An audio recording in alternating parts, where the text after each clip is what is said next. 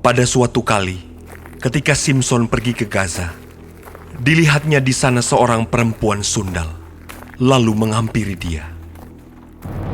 Ketika diberitahukan kepada orang-orang Gaza, Simson telah datang ke sini. maka mereka mengepung tempat itu dan siap menghadang dia semalam-malaman itu di pintu gerbang kota.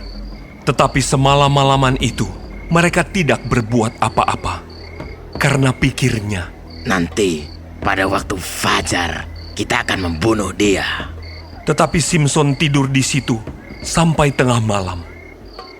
Pada waktu tengah malam, bangunlah ia. Dipegangnya kedua daun pintu gerbang kota itu dan kedua tiang pintu. Dicabutnyalah semuanya beserta palangnya.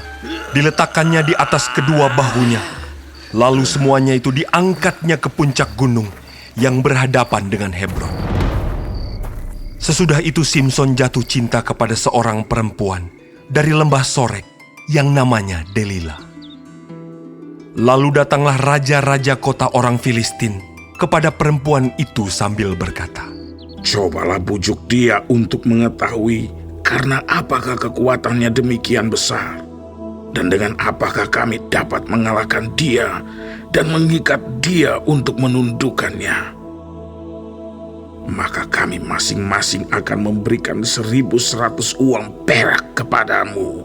Lalu berkatalah Delila kepada Simson, Ceritakanlah kiranya kepadaku, karena apakah kekuatanmu demikian besar?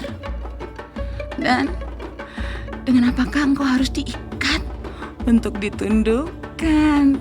Jawab Simson kepadanya, Jika aku diikat dengan 7 tali busur yang baru, yang belum kering, maka aku akan menjadi lemah dan menjadi seperti orang lain manapun juga. Lalu raja-raja kota orang Filistin membawa 7 tali busur yang baru yang belum kering kepada perempuan itu. Dan ia mengikat Simson dengan tali-tali itu. Sedang di kamarnya ada orang bersiap-siap. Kemudian berserulah perempuan itu kepadanya. Orang-orang Filistin menyergap engkau, Simson! Tetapi ia memutuskan tali-tali busur itu, seperti tali ram yang terbakar putus apabila kena api. Dan tidaklah ketahuan di mana duduk kekuatannya itu. Kemudian berkatalah Delila kepada Simson, Sesungguhnya engkau telah mempermain-mainkan dan membohongi aku. Sekarang ceritakanlah kiranya kepadaku, dengan apa engkau dapat diikat? Jawabnya kepadanya, Jika aku diikat erat-erat dengan tali baru yang belum terpakai untuk pekerjaan apapun, maka aku akan menjadi lemah dan menjadi seperti orang lain manapun juga.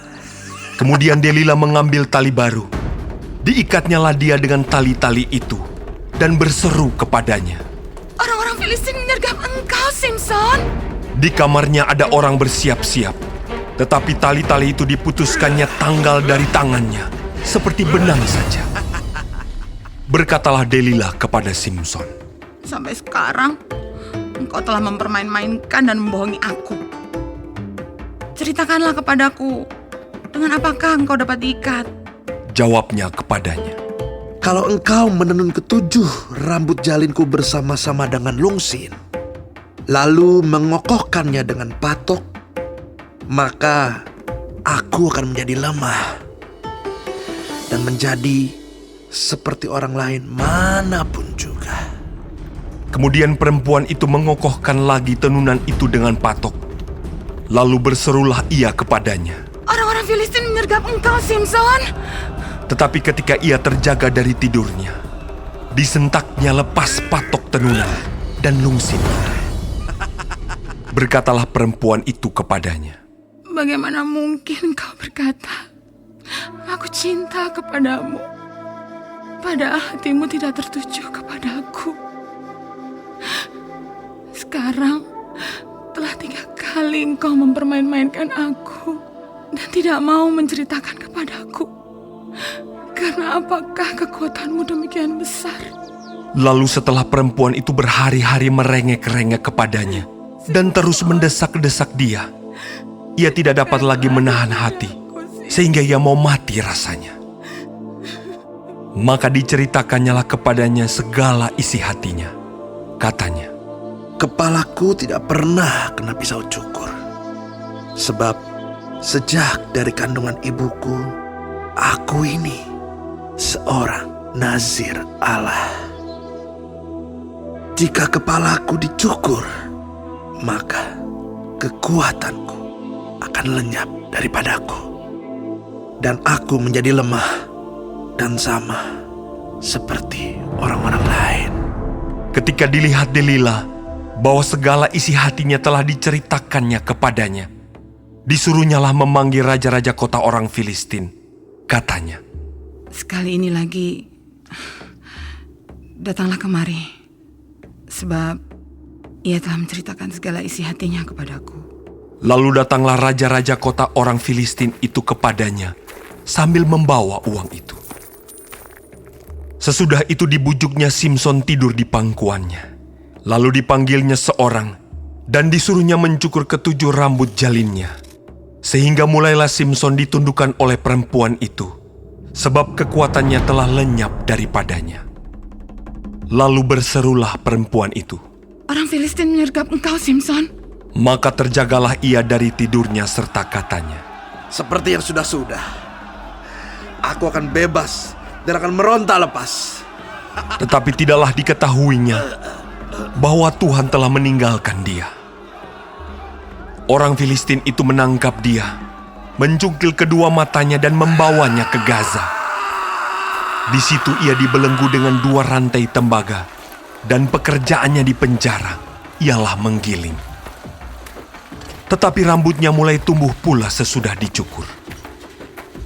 Sesudah itu, berkumpullah raja-raja kota orang Filistin untuk mengadakan perayaan korban sembelihan yang besar kepada Dagon, Allah mereka, dan untuk bersukaria. Kata mereka, Telah diserahkan oleh Allah kita ke dalam tangan kita. Simson, musuh kita. dan ketika orang banyak melihat Simson, mereka memuji Allah mereka sambil berseru, Telah diserahkan oleh Allah kita ke dalam tangan kita, musuh kita, rusak tanah kita, dan yang membunuh banyak teman kita. ketika hati mereka riang gembira, berkatalah mereka, Panggillah Simson untuk melawak bagi kita. Simson dipanggil dari penjara, lalu ia melawak di depan mereka. Kemudian mereka menyuruh dia berdiri di antara tiang-tiang. Berkatalah Simson kepada anak yang menuntun dia, Lepaskan aku, dan biarkanlah aku meraba-raba tiang-tiang penyangga rumah ini, supaya aku dapat bersandar padanya. adapun gedung itu penuh dengan laki-laki dan perempuan. Segala raja kota orang Filistin ada di sana. Dan di atas sotoh ada kira-kira 3.000 orang laki-laki dan perempuan yang menonton lawak Simson itu.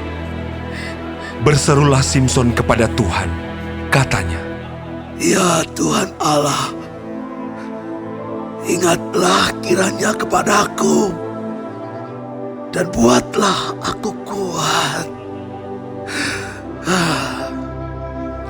Sekali ini saja ya Allah, supaya dengan satu pembalasan juga kubalaskan kedua mataku itu kepada orang Filistin. Kemudian Simson merangkul kedua tiang yang paling tengah, penyangga rumah itu.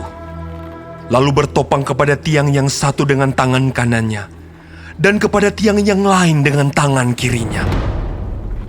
Berkatalah Simson, Biarlah kiranya aku mati bersama-sama orang Filistin ini. lalu membungkuklah ia sekuat-kuatnya. Maka rubuhlah rumah itu, menimpa raja-raja kota itu, dan seluruh orang banyak yang ada di dalamnya. Yang mati dibunuhnya pada waktu matinya itu, lebih banyak daripada yang dibunuhnya pada waktu hidupnya. Sesudah itu, datanglah ke sana saudara-saudaranya dan seluruh keluarganya. Mereka mengangkat dia dan membawanya dari sana, lalu menguburkannya di antara Zora dan Esitaol, di dalam kubur Manoah ayahnya. Dia memerintah sebagai hakim atas orang Israel 20 tahun lamanya. Hakim-Hakim 17. Ada seorang dari pegunungan Efraim, Mika namanya. Berkatalah ia kepada ibunya, Uang perak yang 1.100 itu yang diambil orang daripadamu, dan yang karena itu kau ucapkan kutuk. Aku sendiri mendengar ucapanmu itu. Memang uang itu ada padaku. Akulah yang mengambilnya. Lalu kata ibunya, Diberkatilah kiranya anakku oleh Tuhan. sesudah itu, dikembalikannya uang perak yang 1.100 itu kepada ibunya. Tetapi ibunya berkata, Aku mau menguduskan uang itu bagi Tuhan. Aku menyerahkannya untuk anakku, supaya dibuat patung pahatan dan patung tuangan daripada uang itu. Maka sekarang, uang itu kukembalikan kepadamu. Tetapi orang itu mengembalikan uang itu kepada ibunya. Lalu perempuan itu mengambil 200 uang perak dan memberikannya kepada tukang perak yang membuat patung pahatan dan patung tuangan daripada uang itu. Lalu patung itu ditaruh di rumah Mika. Mika ini mempunyai kuil. Dibuatnyalah efod dan terafim. Ditahbiskannya salah seorang anaknya laki-laki yang menjadi imamnya. Pada zaman itu, tidak ada raja di antara orang Israel. Setiap orang berbuat apa yang benar menurut pandangannya sendiri. Maka ada seorang muda dari Betlehem Yehuda, dari kaum Yehuda. Ia seorang Lewi dan tinggal di sana sebagai pendatang. Lalu orang itu keluar dari kota Betlehem Yehuda untuk menetap sebagai pendatang di mana saja ia mendapat tempat. Dan dalam perjalanannya itu, sampailah ia ke pegunungan Efraim di rumah Mika. Bertanyalah Mika kepadanya. Engkau dari mana?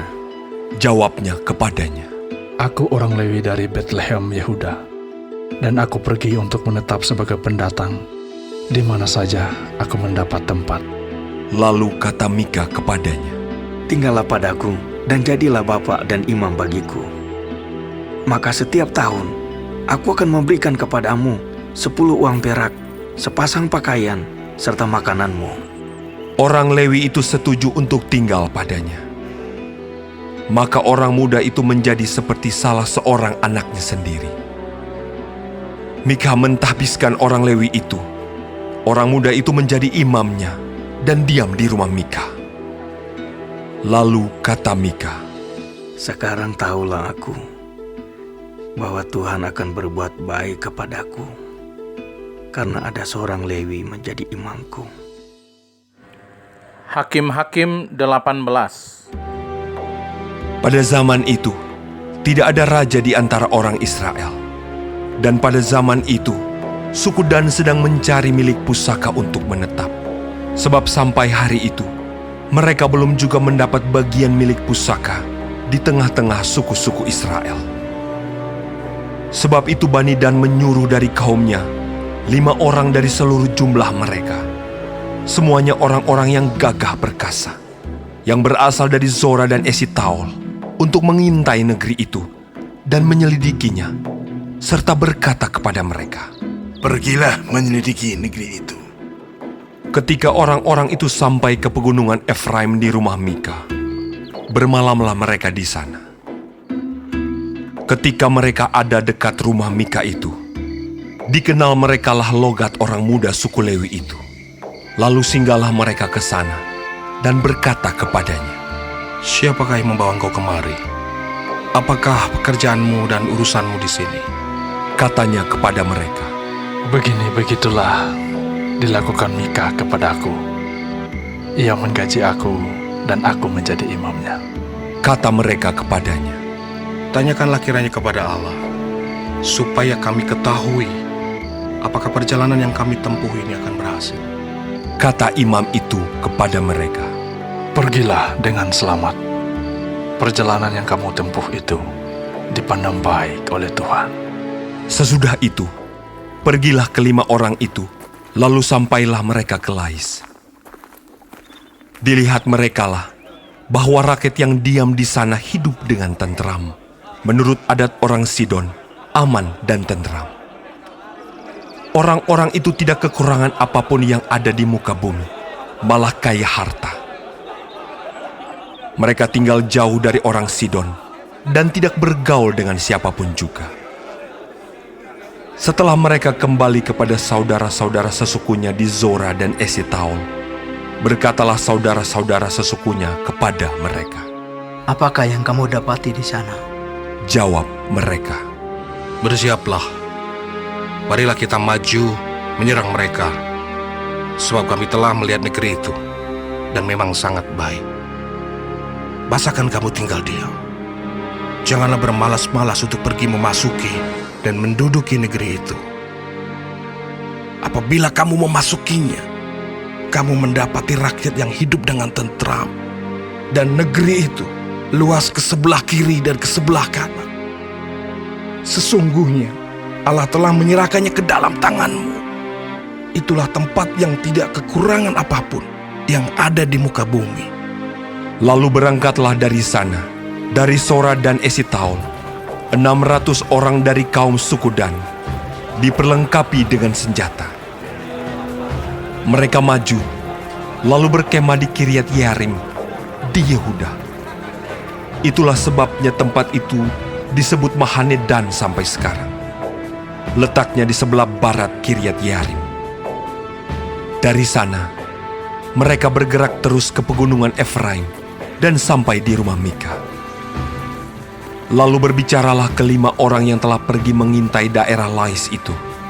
Katanya kepada saudara-saudara sesukunya, Tahukah kamu bahwa dalam rumah-rumah ini ada efod, terafim, patung pahatan, dan patung tuangan? Oleh sebab itu, insafilah apa yang akan kamu perbuat. Kemudian mereka menuju ke tempat itu, lalu sampai di rumah orang muda suku Lewi itu, di rumah Mika, dan menanyakan apakah ia selamat. Sementara ke-600 orang dari Bani Dan, yang diperlengkapi dengan senjata itu, tinggal berdiri di pintu gerbang. Maka kelima orang yang telah pergi mengintai negeri itu, berjalan terus, masuk ke dalam, lalu mengambil patung pahatan, efod, terafim, dan patung tuangan itu. Adapun imam itu berdiri di pintu gerbang bersama-sama dengan ke-600 orang yang diperlengkapi dengan senjata itu. Tetapi setelah yang lain-lain itu masuk ke dalam rumah Mika dan mengambil patung pahatan, efod, terafim, dan patung tuangan itu, berkatalah imam itu kepada mereka, Berbuat apakah kamu ini? Tetapi jawab mereka kepadanya, Diamlah, tutup mulut. Ikutlah kami dan jadilah bapa dan imam kami. Apakah yang lebih baik bagimu? Menjadi imam untuk seisi rumah satu orang, atau menjadi imam untuk suatu suku dan kaum di antara orang Israel? Maka gembiralah hati imam itu. Diambilnyalah efod, terafim, dan patung pahatan itu, lalu masuk ke tengah-tengah orang banyak. Kemudian berbaliklah mereka dan pergi, dengan anak-anak, ternak, dan barang-barang yang berharga ditempatkan di depan mereka. Ketika mereka telah jauh dari rumah Mika, dikerahkanlah orang-orang dari rumah-rumah yang di dekat rumah Mika, dan orang-orang itu mengejar Bani Dan itu. Mereka memanggil-manggil Bani Dan, maka berbaliklah orang-orang itu dan berkata kepada Mika, Mau apa engkau dengan mengerahkan orang? Lalu jawabnya, Allahku yang kubuat, serta imam juga kamu ambil, lalu kamu pergi. Apakah lagi yang masih tinggal padaku? Bagaimana perkataanmu itu kepadaku? Mau apa engkau? Berkatalah Bani Dan kepadanya, Janganlah suaramu kedengaran lagi kepada kami. Nanti ada orang yang menyerang engkau karena sakit hati, dan dengan demikian engkau serta seisi rumahmu kehilangan nyawa. Lalu Bani Dan melanjutkan perjalanannya. Dan Mika, setelah dilihatnya, mereka itu lebih kuat daripadanya. Berpalinglah ia pulang ke rumahnya. Lalu Bani Dan, dengan membawa barang-barang yang dibuat Mika, juga imamnya, mendatangi Lais, yakni rakyat yang hidup dengan aman dan tentram. Mereka memukul orang-orang itu dengan mata pedang, dan kotanya dibakar. Tidak ada orang yang datang menolong, sebab kota itu jauh dari Sidon, dan orang-orang kota itu tidak bergaul dengan siapapun juga. Letak kota itu di lembah Bet Rehob. Kemudian Bani Dan membangun kota itu kembali dan diam di sana. Mereka menamai kota itu Dan, menurut nama bapa leluhur mereka, yakni Dan, yang lahir bagi Israel. Tetapi nama kota itu dahulu adalah Lais. Bani Dan menegakkan bagi mereka sendiri patung pahatan itu. Lalu Yonatan bin Gersom bin Musa bersama-sama dengan anak-anaknya menjadi imam bagi suku Dan, sampai penduduk negeri itu diangkut sebagai orang buangan. Demikianlah mereka menempatkan bagi mereka sendiri patung pahatan yang telah dibuat Mika itu, dan patung itu ada di sana selama rumah Allah ada di Silo.